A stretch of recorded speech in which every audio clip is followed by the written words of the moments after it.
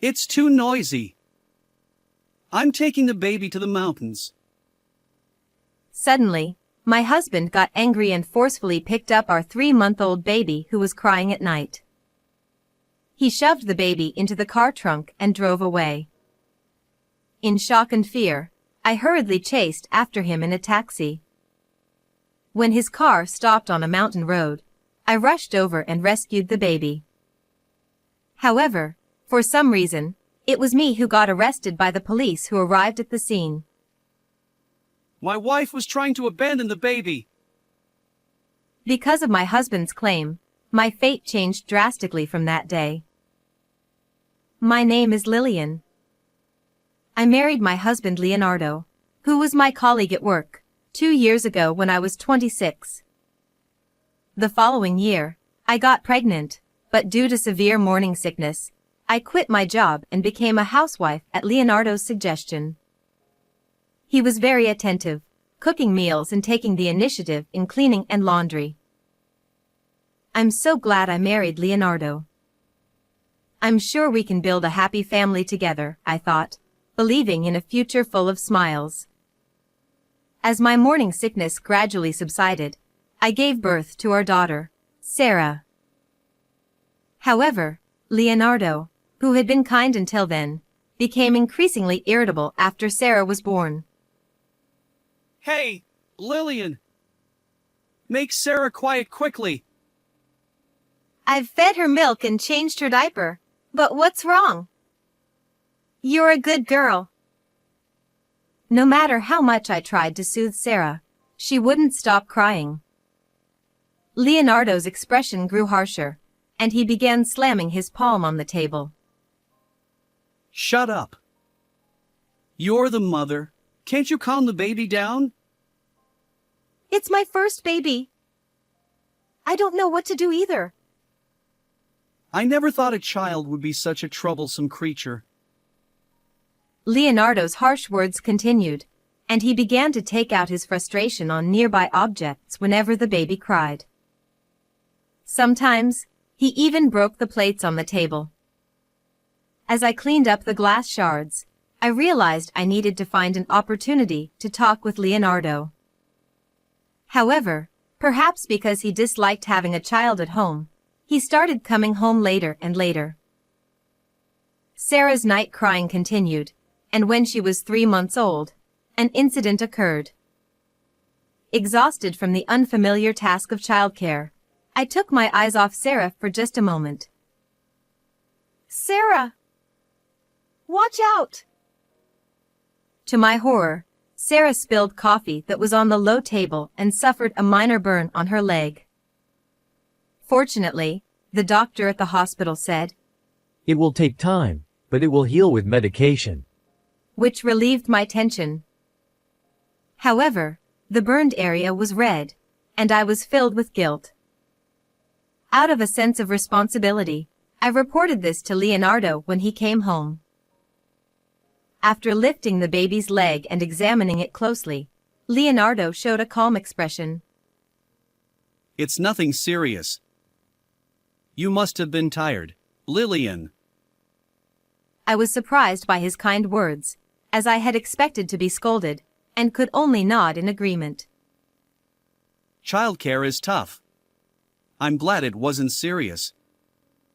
By the way, did you get burned, Lillian? No, I'm fine. Thank you. I see, that's good. Oh, I forgot to call a client. I'll make the call now. With that, Leonardo went into his room and started talking about some contract in his business voice. Feeling relieved after talking with him, I prepared dinner, and we had a pleasant meal together. Leonardo must be having a hard time at work too. I need to take good care of Sarah and not trouble him. Seeing Leonardo smile for the first time in a while, I felt my own spirits lift. Although he sometimes got irritated by the night crying, it was probably because he was tired from work.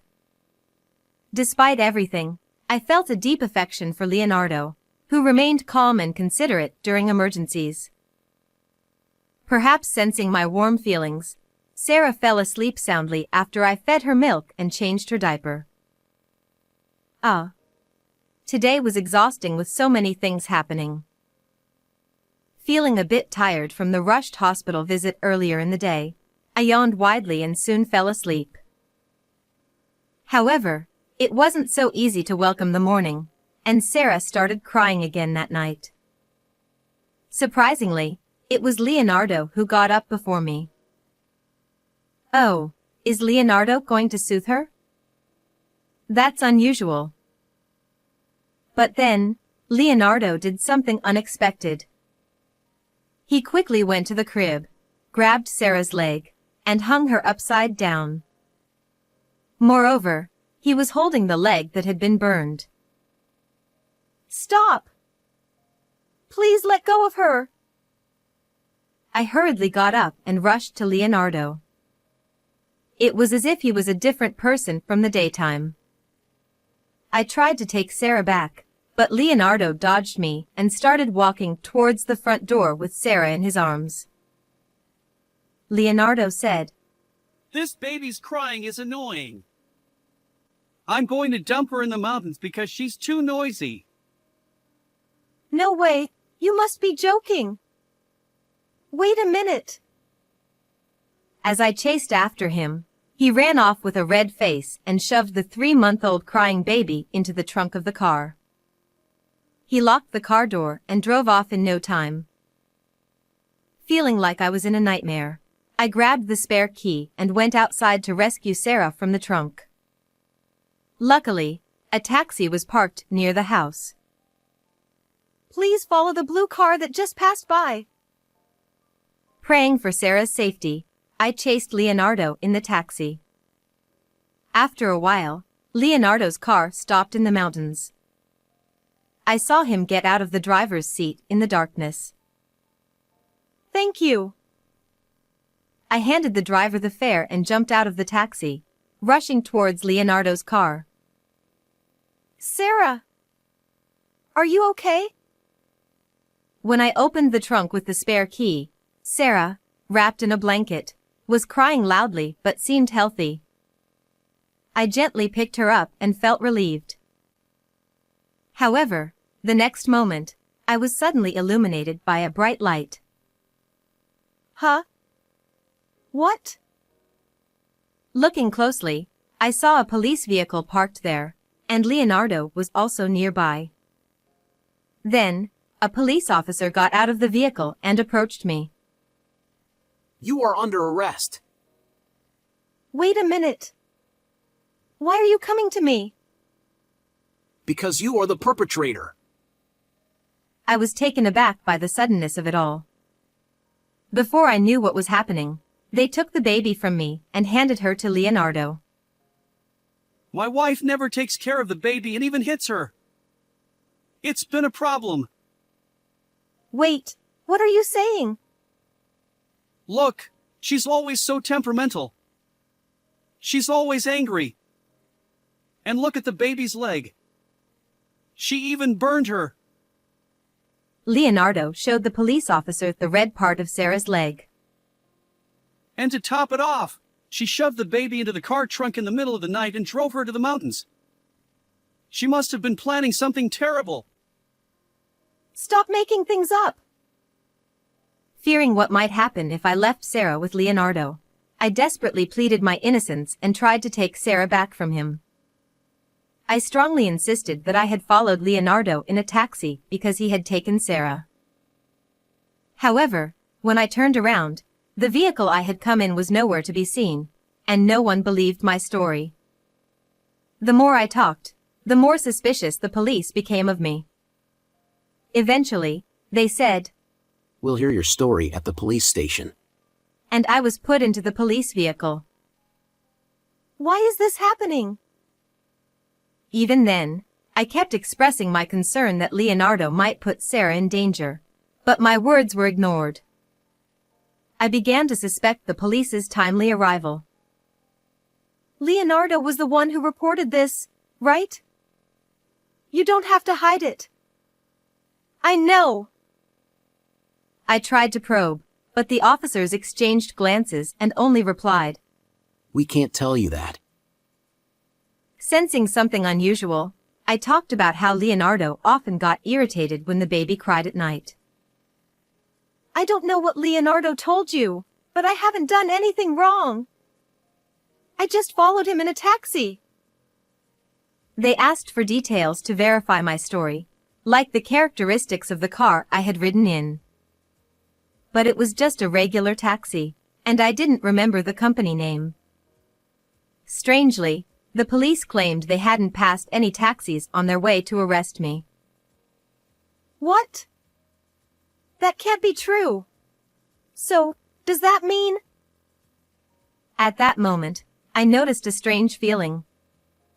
However, thinking it was just my imagination and that it wouldn't help to mention it, I kept quiet. After about 2 hours of questioning, I was released due to insufficient evidence. When I got home, Sarah was sleeping in her crib. Sarah! I'm so glad you're safe. I was relieved to see that the burn on her leg, which Leonardo had grabbed, hadn't worsened. Then, I heard Leonardo's voice coming from the study. Peeking through the door, I saw that he was talking to someone, even though it was the middle of the night. His tone seemed oddly cheerful, so I decided not to interrupt and held my breath. After a while, Leonardo came out of the room and was startled to see me taking care of Sarah. When did you get back? Just now. Thanks to you, I was questioned by the police. I'm sorry. I didn't mean any harm. He scratched his head awkwardly and avoided eye contact. Why did you lie like that? Explain yourself. When I heard about the burn, I thought maybe Lillian had hurt the baby out of stress from childcare. Given that I had been somewhat absent-minded lately, it wasn't unreasonable for him to think that. However, Leonardo seemed uneasy and was clearly hiding something. Leonardo then asked in detail about what I had said during the questioning. He's definitely suspicious. But for now, I'll just say something harmless. So, I told him it was just a trivial marital spat, and he looked somewhat relieved.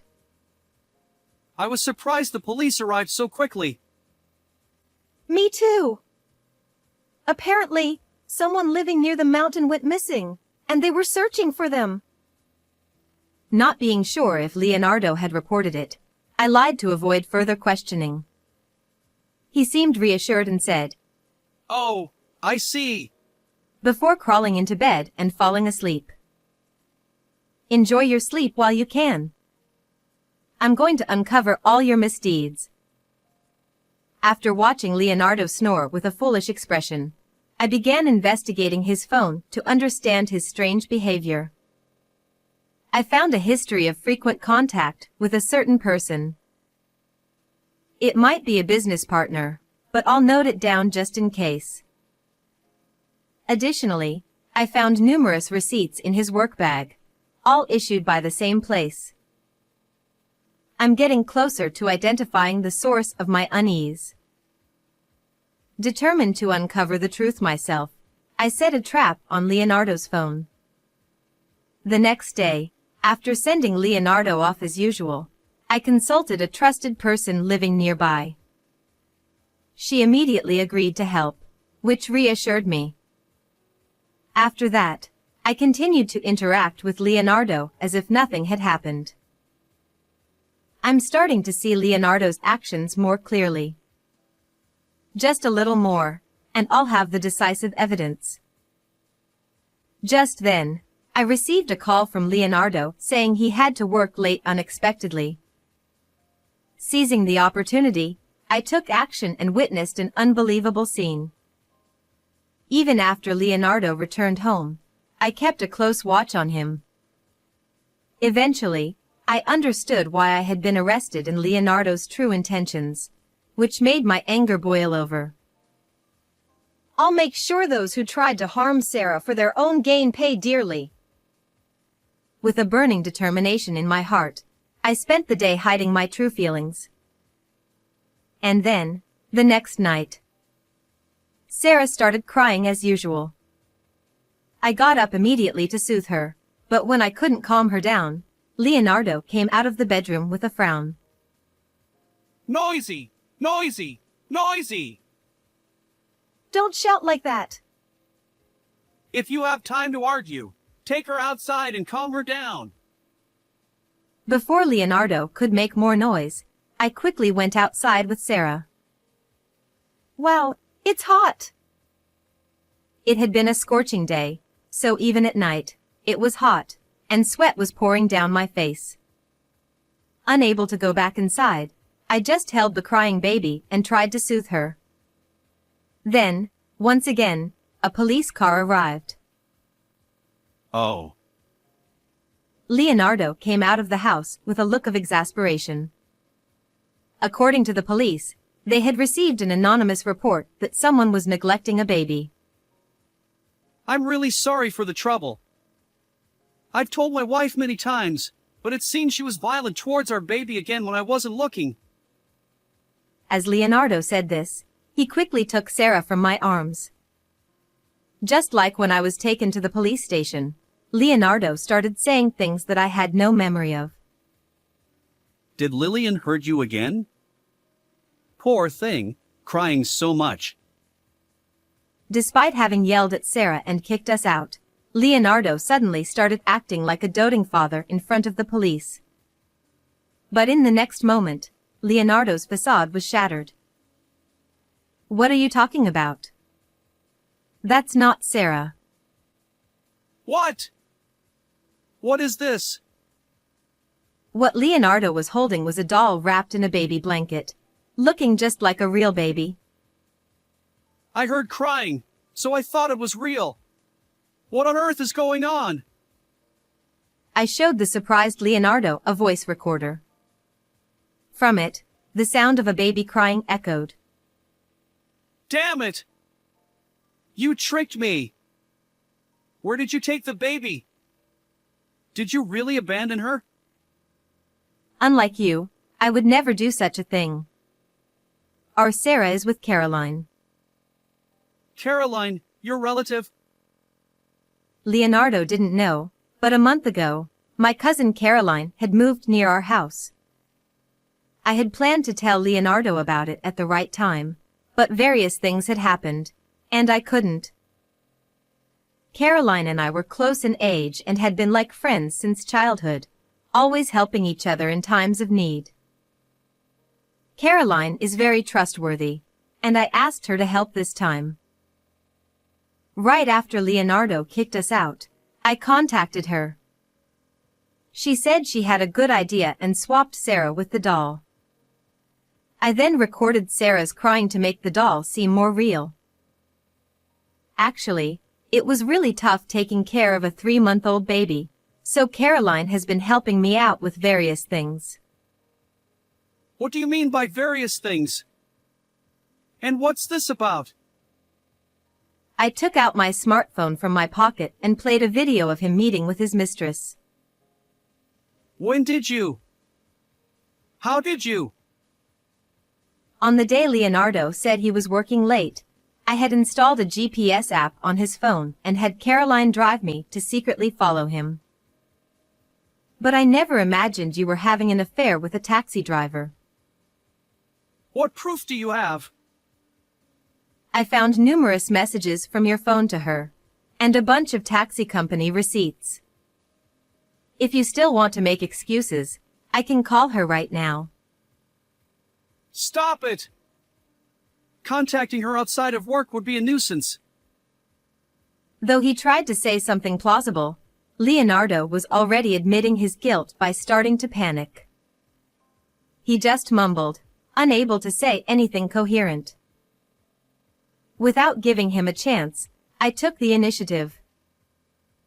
On the day I was arrested by the police, I know you planned to take Sarah to the mountains. Leonardo feigned ignorance, insisting he didn't know, so I took out my phone. After I was released and returned home, I had overheard him talking to someone on the phone and quickly recorded it. When I pressed play, Leonardo's voice came through. I'm glad you're a taxi driver. The police think Lillian took the baby to the mountains. Everything is going according to plan. In this conversation between Leonardo and his mistress, it became clear that when he saw Sarah's burn, he saw it as an opportunity to frame me. He had lied about calling a client and reported it to his mistress. You used your business voice to deceive me. You're really cunning. And that day, as soon as the baby started crying at night, Leonardo took the baby out. When I stepped outside, a taxi conveniently stopped near our house.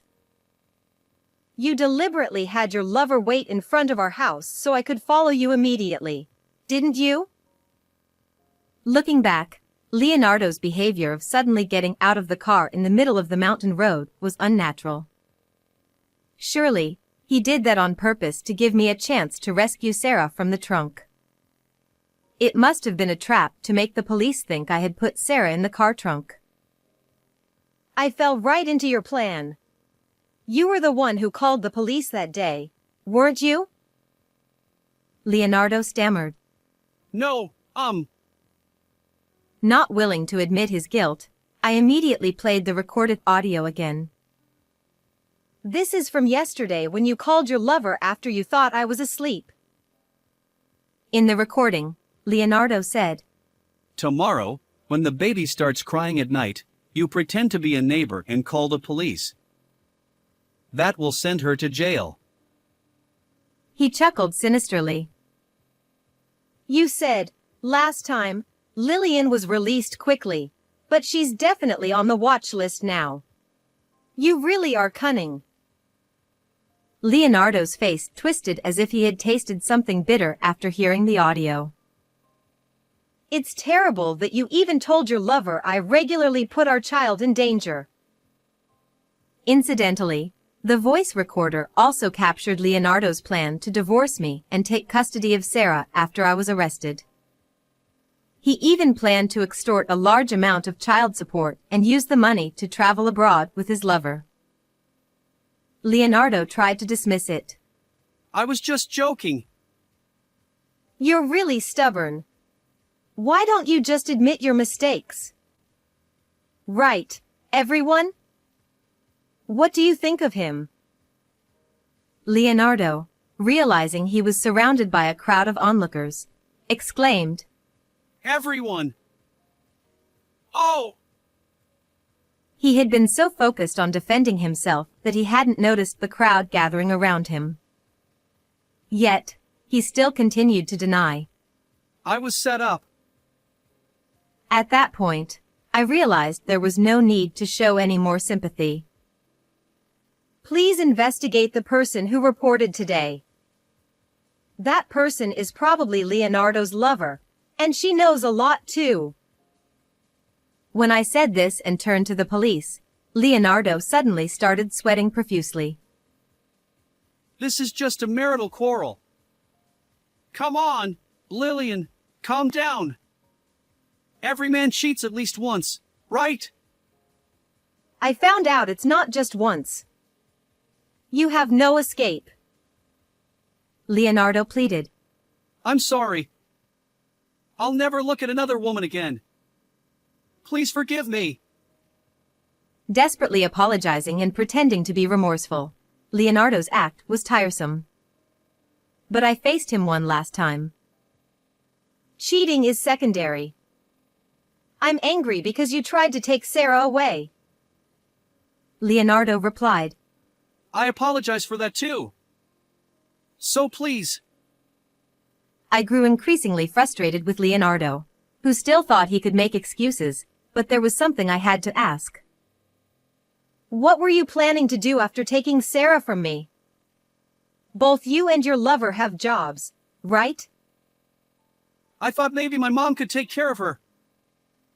Even if it's a lie, I wanted you to say you didn't want to let go of Sarah. You're utterly despicable.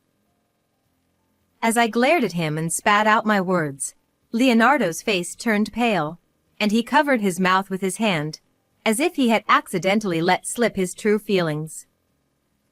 He stammered, No, "Why didn't your lover's taxi and the police car pass each other?" I had her take a back road that most people don't know about. So it was all calculated. If they had taken the normal route, the cars would have passed each other. But they didn't, because the driver took a different route to hide the fact that I had come to the mountains by taxi. This made me suspect that the driver might also be an accomplice. The unease I felt and the thoughts that crossed my mind as I was being taken away by the police were exactly about this. I'm not hiding anything anymore. Believe me. Leonardo, thinking that telling the truth might somehow save him, looked up at me with pleading eyes. When I stared into his eyes, he asked hopefully, Will you forgive me? "No. I will never forgive you for putting our precious child in danger for your own selfish desires. Reflect deeply on your actions." This is the worst. After shouting that, Leonardo collapsed to his knees. The police, who had come in response to the report, were unable to intervene as I kept presenting evidence against Leonardo. They were probably also surprised by my demeanor. "I don't want to see you anymore, so I'll take the alimony and child support in a lump sum from the division of property." If you do that, what will happen to me? "I don't know. Discuss it with the police. Sorry to keep you waiting. Please take him away." At my request, the police officers took Leonardo away, holding him by both arms. Later, the driving records of the taxi driven by his lover became undeniable evidence, and they reluctantly admitted their guilt. The two of them were immediately fired from their jobs. Additionally, Leonardo and I finalized our divorce, sold the house, and used the money to pay $20,000 in alimony and $100,000 in child support in a lump sum. I also demanded $15,000 in alimony from his lover, which she agreed to pay. Meanwhile, Sarah and I moved in with Caroline, who lived nearby. Caroline, who worked from home and was lonely living alone, welcomed us warmly. She also introduced me to a job I could do from home. From now on, I will move forward positively for the bright future of me and Sarah. How did you like this story? Please subscribe to my channel. See you in the next video.